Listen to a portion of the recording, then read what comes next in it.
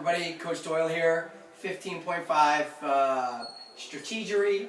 It is 4-time rounds of 27, 21, 15, 9. Row for calories and thrusters at 95 or 65 for the RX, or 65 or 45 for the scale.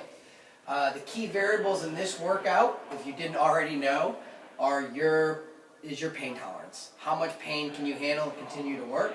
And sort of how good is your engine? How far can you push your high intensity pace into the 6, 7, 8, 9 minutes of a workout? The technical considerations for this are largely going to be focused on the row, because the row is going to be the thing that you spend a majority of your time doing, depending on your strength. But most of you who are RXing this workout will spend a majority of your time rowing. Alright? The key points of performance you need to focus on are that the fundamentals of good rowing remain the same here. Even though we're sort of taking it out of the general concept of we're going to row to learn how to row well and efficiently, there's going to be some of these aspects that we go into that sort of diverge from the classic rowing instruction that we give, and I'll get more into that later. But just to refresh it, it's good posture, which means chest up, midline secure, okay? Nice hard leg drive where you're really driving with your legs, and then you're going to focus on the correct sequence of events with your hands and your hips, right? The hips drive away from the erg, and then your hands follow to your rib cage, elbows down and in, and then your hands return, and then your hips return. So it's hips then hands, hands and hips, which is the exact same thing as a thruster. A thruster is hips then hands, hands then hips, which is one of the reasons this workout is really sort of about how much pain you can sort of tolerate. Alright? The key points of performance in your thruster are, number one, primarily, don't let them get sloppy. The number one thing you're going to see people do is their posture is going to go down, their elbows will drop, their knees, they'll come up onto their toes when they're squatting. We want to make sure that your posture is upright, your balance is good, and that means that your weight is in the middle of your foot, not in the heel, not in the toe. We're going to do full squats here with a slight bounce in the bottom to sort of get that stretch reflex response to help you drive up through. And then you're going to do a nice big hard leg drive and follow through with the arms. One of the biggest things that people forget to do in bigger unbroken sets of thrusters is breathe. If you hold your breath when you do thrusters, you will make everything you do in the remainder of that workout exponentially harder. Alright? Some special considerations we're going to go through in this workout. Once again, we're going back to the row. And the monitor, okay? Every round you have to reset your monitor so that the calories read 0. Now, the question is, do I have to do it myself? Do I have a judge do it? The judge is allowed to do it for you, as stated on the game's website, if you ask them to do it, okay? Which means somewhere in your transition you want to make sure that you're asking the judge to reset your rower for you. When you get off, just go, reset my rower, please. And then they'll do it. But if you do not ask, they are not supposed to touch the rower. Alright? Rowing techniques, slight alterations. And these alterations are going to be recommended for those who are more familiar with the rowing. If you're relatively new to rowing, alright, you don't want to sort of incorporate this stuff because you're really trying to focus on the good fundamentals. Alright? But for those of you who have been doing it for a while and had a couple months with the concept too, you want to leave the straps on the foot plate slightly loose. You don't want to really crank it down tight so it locks your feet in, you feel super secure, because the type of pulls we're going to do are going to be a little different, and I'll get more into that during the pacing portion. You want to lean back slightly more than you usually would. I recommend about a 30-degree torso angle. Alright, on this one in particular, you want to try to get to 45. That extra 15 degrees of torso angle will help you add up some extra calories through the round. Alright?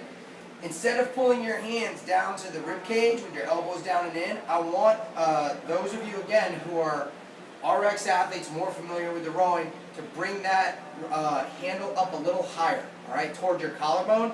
That torso extension and that high handle, while is not a traditionally perfect row, okay, it is going to add calories here and help save your anterior chain for the thrusters. Okay?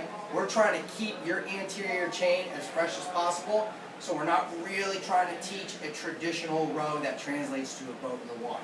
Right? If you are a larger athlete, that means above 185 pounds or taller than 6 feet, okay? almost all of our training on the Concept 2s, we set the fans, okay, to 5. You want to go to a 7 or an 8 here, and that's going to also help you get those extra calories as we go. I wouldn't recommend going higher than an 8 just because we do spend so much time at 5, alright? Next part we're going to do, we're going to come back to a fresh board and we're going to go over the pacing stuff, okay? Alright guys, now to the pacing of 15-5. For those of you who are looking to RX and be competitive in the squad, the recommendation is that you row fairly close to your maximum mobility and that you do the thrusters unbroken. Once again, this WOD really comes down to how much burn and pain can you handle and continue to work. All right, a 95-pound thruster for most of you who RX workouts won't be a major determining factor as much as it is sort of your just personal willpower to grind out a good score. All right, for the row, okay, in terms of pacing, roughly about 1,400 calories an hour equals 1 calorie per stroke, okay? If you want to have a good time that's on pace with high-level athletes, you're looking at somewhere between 26 and 30 strokes per minute with the damper set on 7 or 8, really giving it as hard and long and powerful a pull as you can, all right? When you do that, okay, you actually turn your stroke rate into a work to rest ratio of 1 to 2. That means you're working and then you're resting twice as long with the delayed return of the handles and then the return to the beginning of the pull position. That's rest, okay? You're not actually working there. You're moving, but you're not working. So breathing here, deep breaths on the return of the handles towards the fan is a really important part, all right?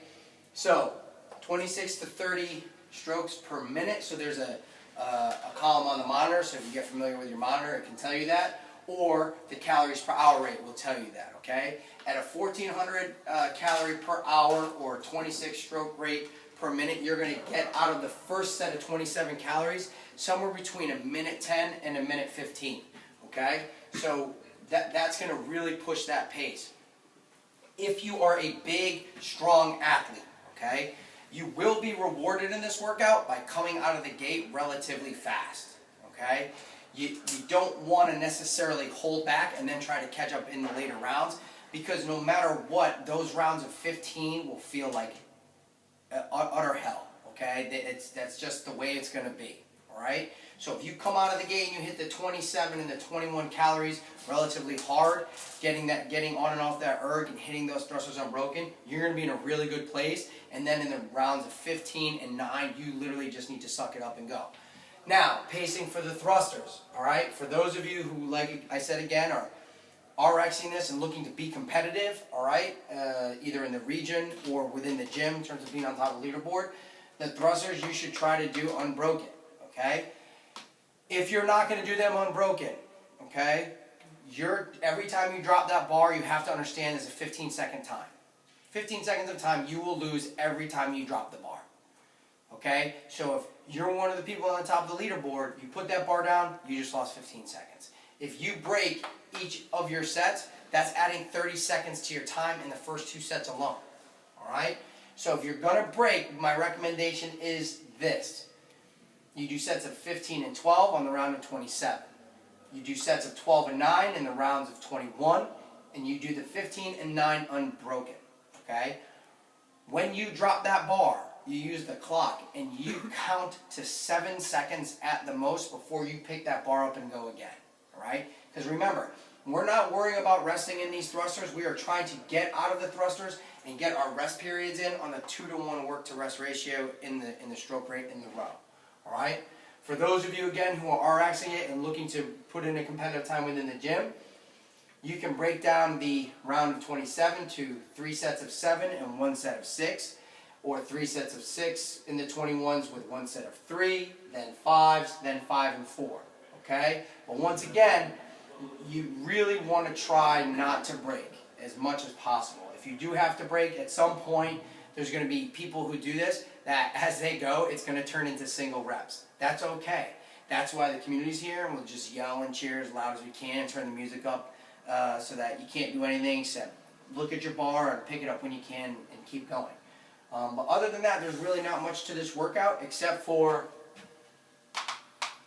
your pain tolerance. All right, this is going to be a burner. It's going to have people laying on the ground going, "Good God, that's it." And it's really a great way for us to wrap up the open. So we'll see you out there on the floor. Best of luck, guys, and great job so far.